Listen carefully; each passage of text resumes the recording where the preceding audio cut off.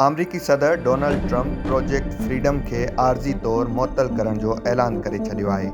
सदर ट्रंप मूजिबि हीउ फ़ैसिलो ईरान सां जारी सिफ़ारती अॻुभराई ऐं मुख़्तलिफ़ मुल्कनि ख़ासि तौर ते पाकिस्तान जी दरख़्वास्त ते कयो वियो आहे। पंहिंजे सोशल मीडिया ट्विटर एक्स ते ट्रंप पाकिस्तान जी कोशिश खे साराहियो ऐं चयो त ईरान सां मुमकिन मुआहिदे लाइ अहम अॻुभराई थी रही आहे ऐं हाणे ॾिठो वेंदो त इहे ॻाल्हियूं केतिरे हद ताईं अॻिते वधंदियूं। सदर ट्रंप वाज़े कयो आहे त ईरान ते अमन लाइ दॿाउ ऐं नाकाबंदी मुकमल शिदत सां जारी रहंदी। ओवल ऑफिस में ॻाल्हाईंदे हुन ईरान जी फ़ौजी सलाहियत खे कमज़ोर करार ॾींदे चयो त ईरान हाणे सिर्फ़ नंढनि हथियारनि ताईं महदूद थी चुको आहे ऐं ज़ाहिरी ताक़त ॾेखारण जी कोशिश करे रहियो आहे, जॾहिं त हक़ीक़त में ईरान पाण मुआहिदो करणु चाहे थो। हुन ईरान ते सख़्तु तनक़ीद कंदे चयो त ईरान खे हथियार फिटा करण लाइ अछो झंडो लहिराइणु घुरिजे, पर ग़ुरूर सबबि ईरान इनकार करे रहियो आहे।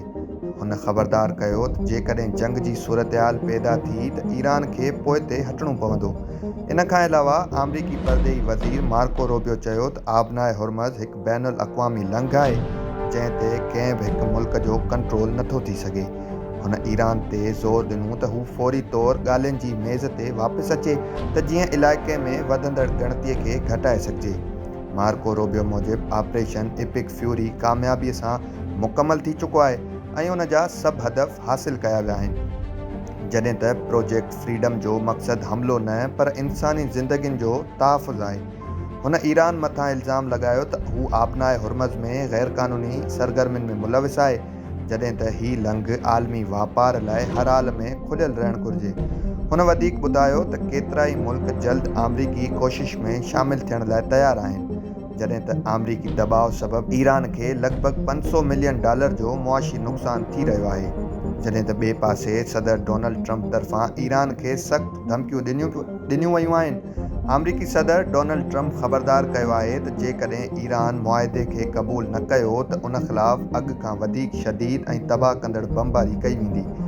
ट्रंप पंहिंजे सोशल मीडिया प्लेटफॉर्म ट्विटर ते चयो आहे जेकॾहिं ईरान मुआहिदे ते राज़ी थी वञे त फ़ौजी कार्रवाई ख़तमु थी सघे थी ऐं अहम सामूंडी रस्तो आबनाए हुर्मज़ सभिनी मुल्कनि लाइ खोलियो वेंदो।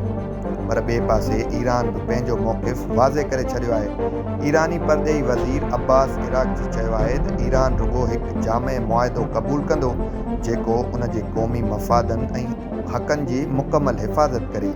इन हवाले सां ईरान चीन सां वेझे राब्ते में आहे, जिते बीजिंग में वांग यी सां अहम मुलाक़ात थी आहे। चीन बि जारी जंग ते ॻणती ज़ाहिर कंदे फ़ौरी जंगबंदी ऐं ॻाल्हियुनि जी ज़रूरत ते ज़ोर ॾिनो आहे। माहिरनि जो चवणु आहे त हीउ सूरतहाल सिर्फ़ ॿिनि मुल्कनि जो तकरार न पर सॼे विच ओभर ऐं आलमी अमन लाइ वॾो ख़तरो बणिजी सघे थो, छो त जेकॾहिं छिकताण वधी त उन जा असर तवानाई, मार्केट, वापार ऐं आलमी इस्तेहकाम ते पइजी सघनि था। ईरान तरफ़ां उमेद ज़ाहिर कई वई आहे त चीन अमन जी कोशिशुनि में अहम किरदारु अदा कंदो, जॾहिं त नए इलाक़ाई निज़ाम जे लाॻू करण ताईं ॻाल्हियूं बि साम्हूं आयूं आहिनि, जंहिं जो मक़सदु तरक़ी ऐं सलामती विच में तवाज़ुन पैदा करणु आहे।